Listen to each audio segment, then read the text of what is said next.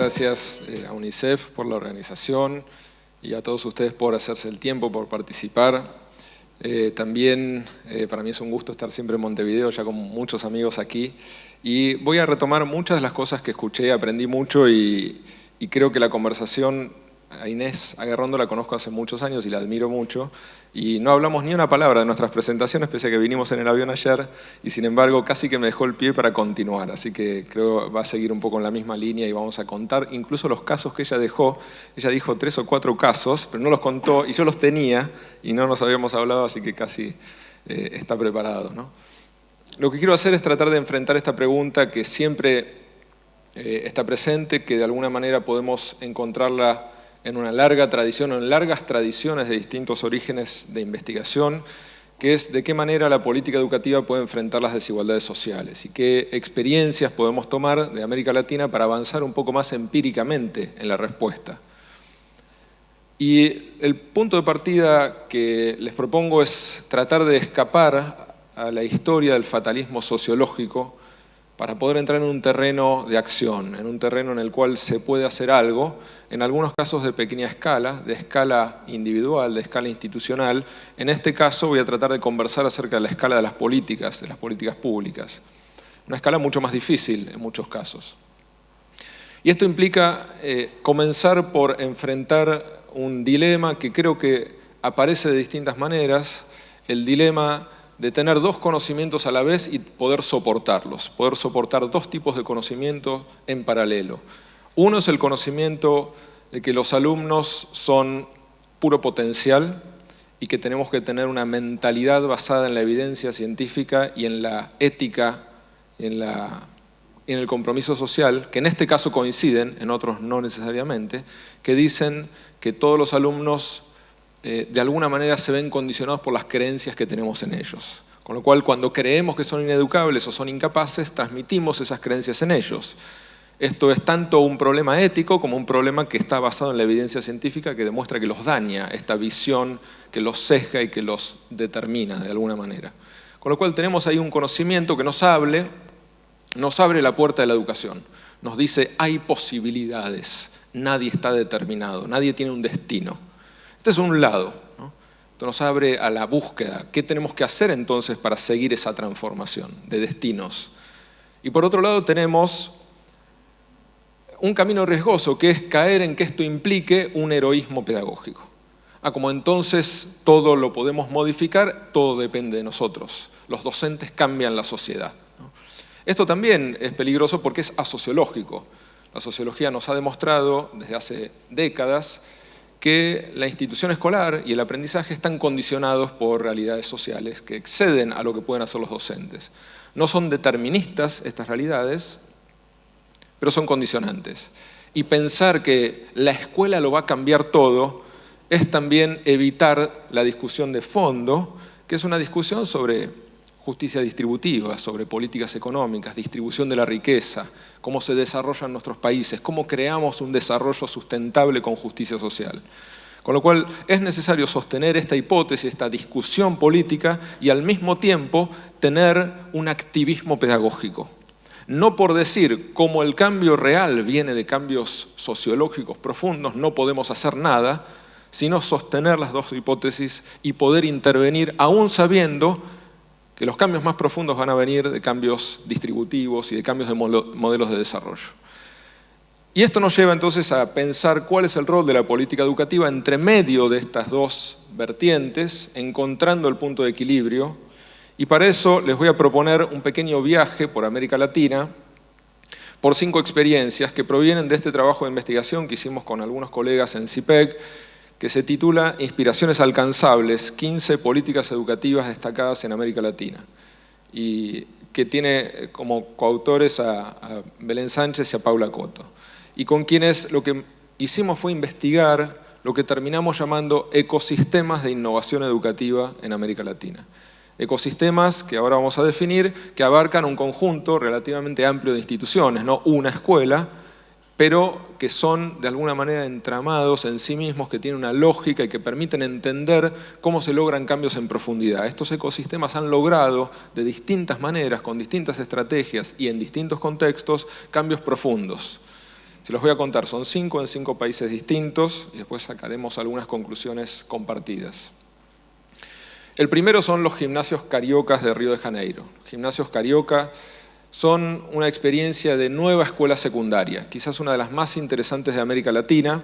Son un poco más de 200 escuelas que se crearon nuevas en los contextos más desfavorables de Río de Janeiro, y les puedo asegurar que son seguramente los más desfavorables de toda América Latina, donde se tenían que crear escuelas nuevas, se crearon escuelas con nuevos edificios, con una propuesta arquitectónica muy innovadora, y también como un atractivo nuevo para la comunidad, y son escuelas de tiempo completo. En Brasil las llaman de tiempo integral. Y este mismo modelo está en distintos estados en Brasil, en particular en Ceará y en Pernambuco, y en los 3 casos, junto a Río de Janeiro, están muy basados en transformar la experiencia del alumno. El alumno comienza haciendo un proyecto de vida.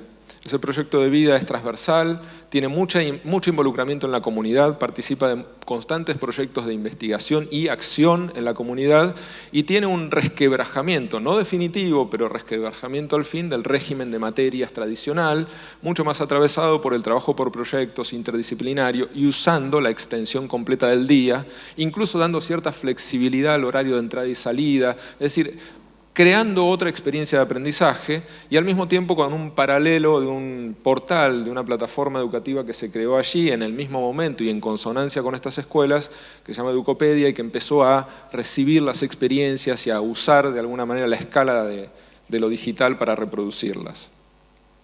Esa es la primera experiencia, una experiencia de transformación de la idea de escuela secundaria que empezó de cero. Y yo siempre digo, bueno, a veces es muy difícil cambiar las escuelas, pero uno no debería dejar pasar nunca la oportunidad de crear una nueva escuela, ya pensando en otro modelo, tratando de aprovechar esa instancia de cero. Y eso lo hacemos a veces, de alguna manera, por inercia. En América Latina se siguen creando muchas escuelas secundarias con el viejo modelo, y es una gran oportunidad para empezar otras transformaciones. El segundo modelo es de la provincia de Santa Fe, en Argentina, y se llama Vuelvo a Estudiar, y es una experiencia muy interesante de recuperación de jóvenes y adultos que habían dejado la escuela secundaria. El plan tiene distintos modelos, un modelo más para los jóvenes que va a buscarlos a la casa, trata de integrarlos a escuelas donde puedan recepcionarlos, trabaja mucho con la escuela, es decir, va preparando las condiciones allá y acá, en el hogar donde abandonaron y en la escuela de donde abandonaron, a veces vuelven a otra escuela. Es decir, hay todo un trabajo muy cuerpo a cuerpo de ir generando esas condiciones para que uno reciba y el otro quiera ir, que es un diálogo, ¿no? Salir de ese paradigma de la exclusión. Sin embargo, a mí lo que más me impactó de este modelo es el modelo para adultos. El modelo para adultos ya no es institucional, es virtual, es puramente virtual. Tienen algunos encuentros con tutores en sedes locales, pero lo que empezaron a hacer es trabajar una traducción, una gran traducción curricular de lo que tienen que aprender por obligación, por currículum obligatorio, a un modelo que realmente un adulto pueda seguir en el tiempo. Empezaron a trabajar por proyectos. Proyectos que tienen siempre una actividad final, algún tipo de actividad comunitaria, algún tipo de actividad vinculada a su campo laboral. Y empezaron a diseñar estos proyectos, los alumnos a responder, a quedarse ahí, a seguir, y diseñaron un nuevo currículum, interdisciplinario y por proyectos. Y después que hicieron eso durante 2 o 3 años, se empezaron a hacer una pregunta muy provocativa, que es, ¿y por qué no tenemos esto en la escuela secundaria? ¿Por qué si los adultos se quedan en un régimen virtual, haciendo un gran esfuerzo, trabajando en condiciones difíciles, se quedan estudiando porque les hacemos una propuesta que los atrae, que los atrapa, que les da sentido a su aprendizaje? ¿Por qué no es así en la secundaria? Y ahora están empezando una reforma curricular bajo esas mismas ideas. El tercer modelo es un poco más conocido, es más viejo, pese a que se llama Escuela Nueva, ya es viejo. Tiene muchos años, pero lo que me interesa es la escala. Escuela Nueva en Colombia es un modelo alternativo de organización, de la práctica pedagógica en la escuela rural, que después se expandió. Tiene una gran escala, alcanza aproximadamente 1 millón de alumnos, es decir, con distintos niveles de intervención. Y lo que hace es, desde hace muchos años, liderado por una fundación y con mucho empuje que le ha dado continuidad, lo que hace es mete 3 intervenciones en paralelo que se refuerzan entre sí.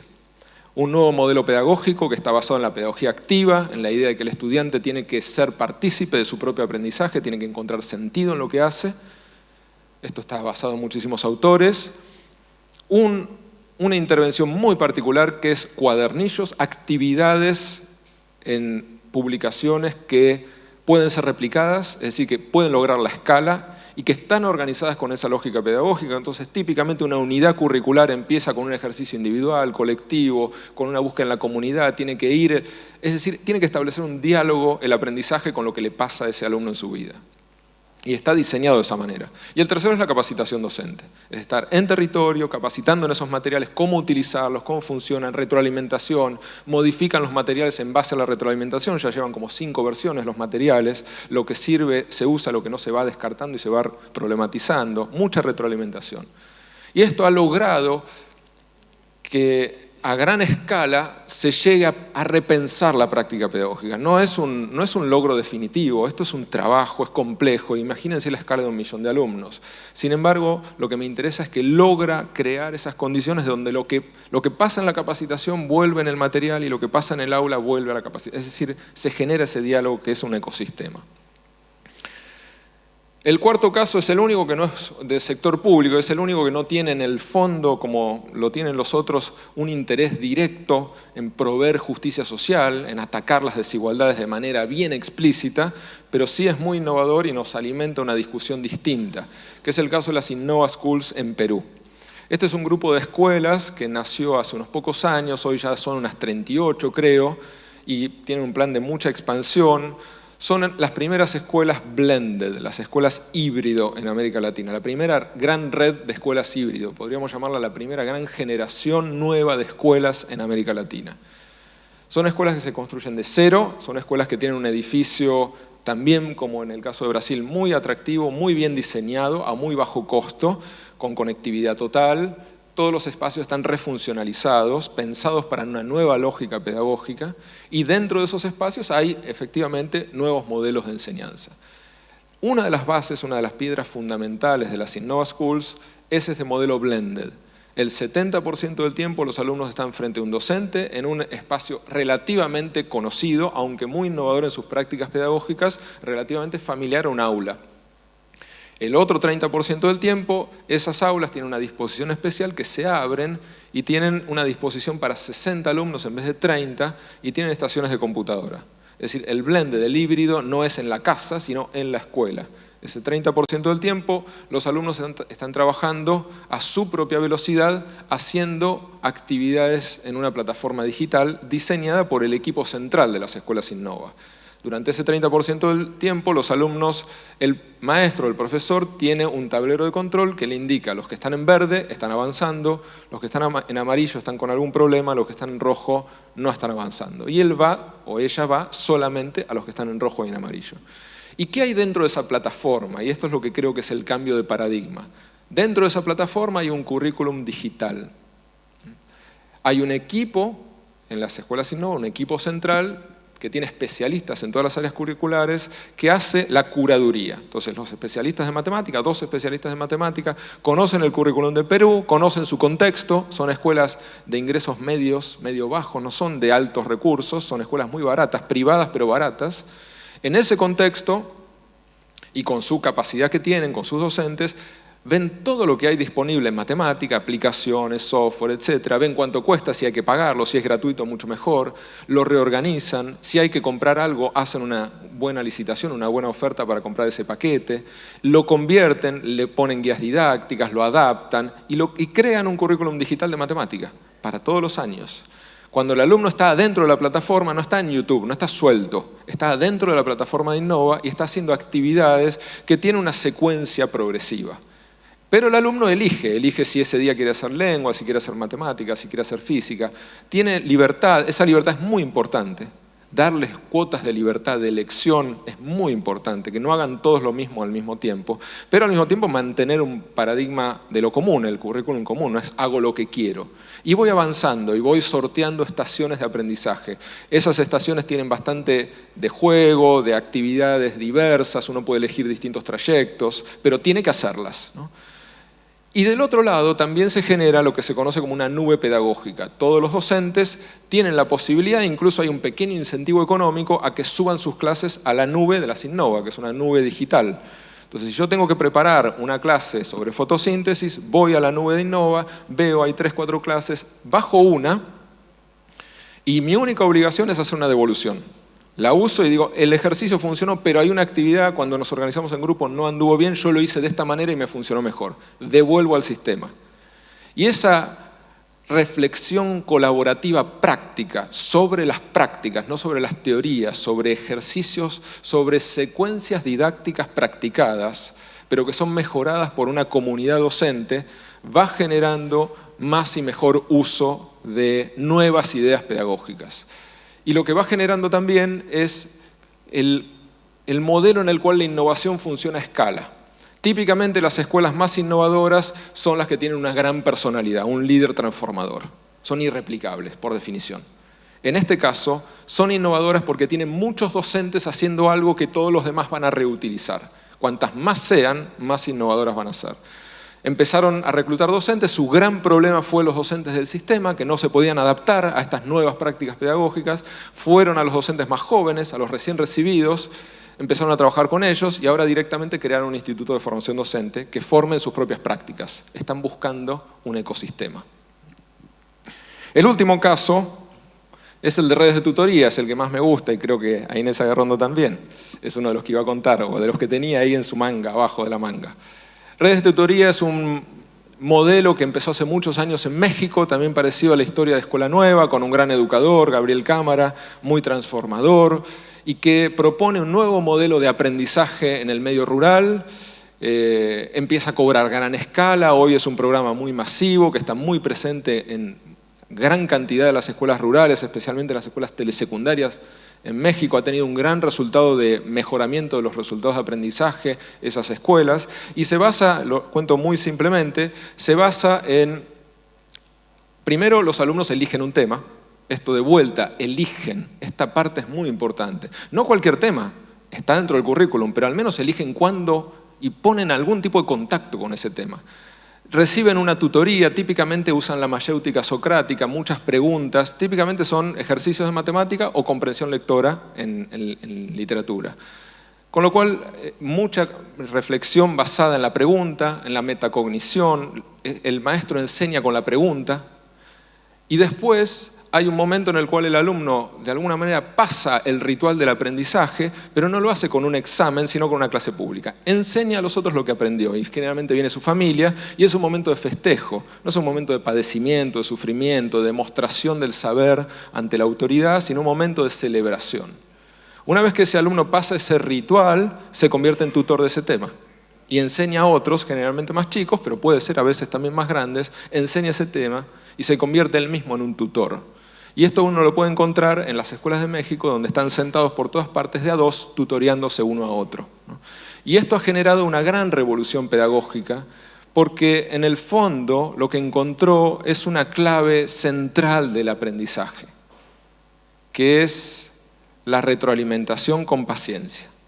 Estos chicos lo que aprenden es a retroalimentar con paciencia. Aprenden el ritmo del otro, uno no puede apurar el aprendizaje ni imponerlo, va al ritmo de cada uno, y va generando retroalimentación. Te hago una pregunta, veo dónde estás, te doy una pista, te ayudo a pensar el tema, pero vos lo buscas solo y vos vas generando tus propias armas. Y esto, hay un investigador norteamericano que se llama Richard Elmore, que visitó la experiencia, que es un investigador de muchísimos años, que ha visto todo y que quedó impactado cuando lo vio. Y dijo, encontré algo que nunca había visto.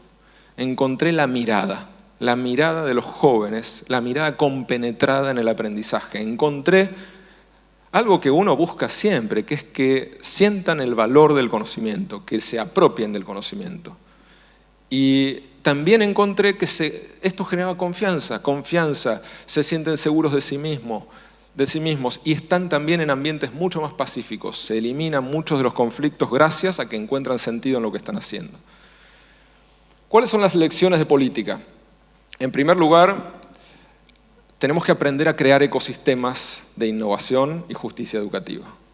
Tenemos que aprender que esto funciona a una escala manejable, que funciona cuando podemos trabajar con una red de escuelas que entienden el mensaje, cuando hay una teoría del cambio, cuando sabemos cuáles son los pasos de esa teoría del cambio, cuando la podemos administrar, cuando podemos trabajar a una escala humana, cuando podemos construir materiales y recibir feedback o retroalimentación y saber qué funciona y qué no, cuando sabemos entrarle por distintas vías al mismo conjunto de escuelas y durante un periodo de tiempo y crear una cierta mística, un sentido de compromiso, de pertenencia. Todas estas experiencias lo tienen: mística, compromiso, teoría del cambio, sentido, secuencia, continuidad en el tiempo. Si no, no funcionan. Y esto nos enseñan los ecosistemas también para la política pública de gran escala, para el sistema completo. No podemos dar saltos más allá de lo que nos permite la gobernabilidad que tenemos. Si queremos ir en profundidad, probablemente necesitemos entrar en ecosistemas. Y si no, necesitamos construir condiciones de política pública: tiempo, liderazgos, recursos, capacidades y equipos. Sin este entramado en el Estado, que es revisar el Estado, tal como contaba hoy Inés Agarrondo, no avancemos en profundidad. Tratemos de redistribuir, de hacer más justo el sistema, pero no pensemos que podemos llegar al corazón del problema, que son las prácticas pedagógicas, el sentido del aprendizaje. Ahora, no abandonemos esa lucha. Encontremos rutas, encontremos algunos espacios donde podamos trabajar en profundidad. En definitiva, y con esto cierro, lo que estoy tratando de transmitir es que ese dilema del principio tiene una salida inevitable, aunque a veces sea muy difícil de llegar a ella, que es pensar el corazón del sistema educativo, que son las prácticas de enseñanza y aprendizaje, que son las prácticas pedagógicas. Si no podemos llegar ahí, como llegaron varias de estas experiencias, a veces de manera completa, a veces incompleta, si no podemos llegar ahí hasta el momento en que un alumno siente sentido en estar ahí, se siente dueño de su parte del trabajo, se siente constructor de su propio derecho a la educación, y para eso es necesario revisar toda la arquitectura del aula, el maestro, la escuela, el programa curricular. Necesitamos crear sentido para crear justicia. En el medio, tratemos de empezar con ecosistemas. Muchas gracias.